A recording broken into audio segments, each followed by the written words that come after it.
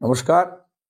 যারা যারা আমার এই অনুষ্ঠানটা দেখছেন তাদের প্রত্যেককে জানাই অসংখ্য অসংখ্য ধন্যবাদ। কেমন যাবে ধনু রাশির 2024 সালের ফেব্রুয়ারি মাস?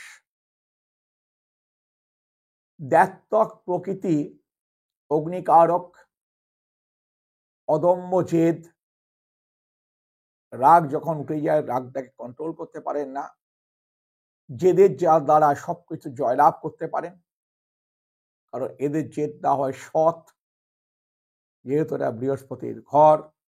জ্ঞানী গুণী শিক্ষিত হৃদয়বান ব্যক্তি হন এরা, ব্যক্তিত্ববোধ প্রচন্ড, হাঁটা চলা কথাবার্তা সবের মধ্যে এরা কন্ট্রোল করতে পারে। যেহেতু এরা দ্ব্যর্থক প্রকৃতি, কখনোই তারা মনটাকে স্থির করতে পারেন না।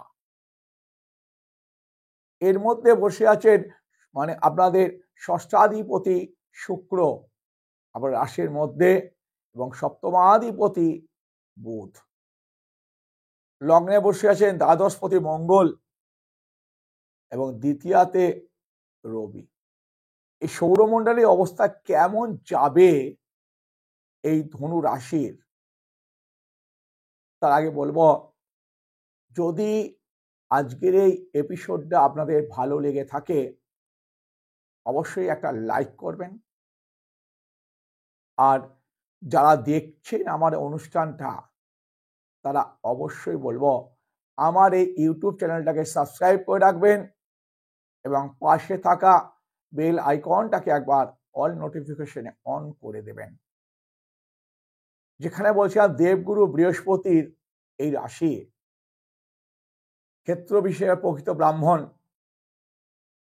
ব্রাহ্মণ মানে এই নয় চ্যাটার্জি, মুখার্জি, ব্যানার্জি বা ভট্টাচার্য বা চক্রবর্তী, এরকম নয়। ব্রাহ্মণ হচ্ছে মনুষ্যত্ব। মনুষ্যত্বের দিক থেকে এরা হন ব্রাহ্মণ, অর্থাৎ জ্ঞানী গুণী শিক্ষিত, মানে অন্তর দিয়ে বিচার করা, সমতা, সবাইকে সমান চোখে দেখা, ছোট বড় কাউকে কোনো জ্ঞান না করা, কেউ ছোট জাত বা কেউ বড় জাত বলে কাউকে হিসাব এ করা, সে প্রকৃতির নয় বলে এরা অনেক ক্ষেত্রে দুঃখ পান, কিন্তু সেই দুঃখটাকে এরা সাময়িকভাবেই নিয়ে চলে, পূর্ণ ক্ষেত্রে নিয়ে চলেন না। এই রাশির এই বছরটা যথেষ্ট থেকে যথেষ্ট ভালো হতে চলছে।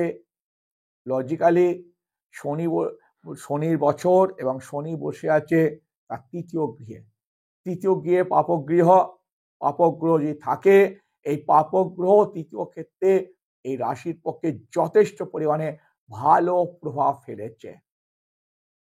এই প্রভাবের ফল এই রাশির পক্ষে কিন্তু একটা প্রচন্ড রকম শুভ দৃষ্টি দান করবে।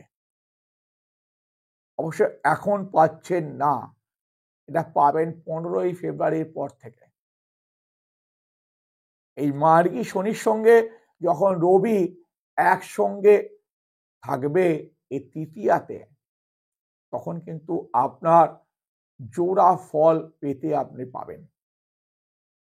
কিন্তু মাঝে মাঝে আপনারা দ্বিধাচ্ছন্ন হয়ে যাবেন, কারণ আপনার রাশির পক্ষে বসে আছেন স্বয়ং শুক্র, আপনাদের শত্রু। বুধ বসে আছে সপ্তমাধিপতি প্রধান মারক। সেই কারণবশত আপনাদের মাঝে মাঝে একটা দ্বিধাচ্ছন্নতা হবে, কোষ্ঠবদ্ধতা আপনারা এবছর ভুগতে পারেন। তবে আপনাদের কর্মক্ষেত্র বা ব্যবসা বাণিজ্য ক্ষেত্র, এনারা চট করে ব্যবসায়ী হন না, কিন্তু ব্যবসায়ী যদি হন তারা অনেক দূর অবধি পৌঁছে যান। মানে বিপুল পরিমাণ টাকার তারা ব্যবসা করে। এরা সাধারণত শিক্ষাক্ষেত্রে শিক্ষক, ডাক্তার বা সরকারি কোনো পরিচালন দপ্তরে কাজ করতে ভালোবাসেন এবং করেনও। এদের পরিচালন ক্ষমতা অত্যধিক সুন্দর হয়, যার ফলে তাদের কর্মক্ষমতা বা কর্মযোগ্যতা প্রচুর পরিমাণে বৃদ্ধি পায়। এই অগ্নিকারক হওয়ার কারণে এদের অদম্য যে জেদ, এই জেদটা কিন্তু এই বছরে আরো বাড়বে এবং মানসিক শক্তি অত্যধিক বৃদ্ধি পাবে, কারণ এই শনির প্রভাবে। এবং জ্ঞানকারক গ্রহ বৃহস্পতি লগ্নাধি বা রাশাধিপতি পঞ্চম অর্থাৎ ত্রিকোণস্থ অবস্থায় থাকায় আপনাদের কিছু প্রচুর পরিমাণে অর্থ বা জ্ঞান উপার্জন হতে আসতে পারে এবং বিশেষ বিশেষ কিছু ক্ষেত্রে আপনাদের বিদেশ যাত্রা হতে পারে এবং বিদেশ যাত্রার ফলে আপনাদের কিছু অর্থ উপার্জন হতে পারবে। কেতু বসে আছে আপনাদের দশম গৃহ কর্মক্ষেত্রে। এই দশম ক্ষেত্রে কেতু এবং আপনার চতুর্থে বসে আছেন রাহু। চতুর্থে রাহু শিক্ষা ব্যবস্থায় কিছুটা প্রাথমিকে যারা পড়েন তাদের ক্ষেত্রে একটু বিফলতা কিছু আনতে পারে, কিন্তু মাধ্যমিক উচ্চ মাধ্যমিক বা বিশ্ববিদ্যালয়ে যারা পড়াশোনা করছেন তাদের ক্ষেত্রে কোনো রকম বাধা নেই, তারা যথেষ্ট পরিমাণে এগিয়ে যান, বাধা কোনো রকম সম্মুখীন হবেন না। এবং আসবো আপনাদের বিবাহ বা প্রেম বিষয়।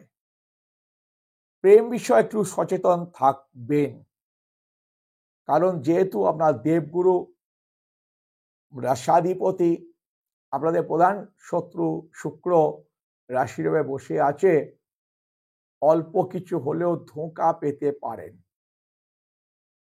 কারণ এই প্রেমাকারক যে মানে রাশি এই শুক্র, এই গ্রহ আপনাদের উপর একটা ধোঁকা সৃষ্টি করতে পারে।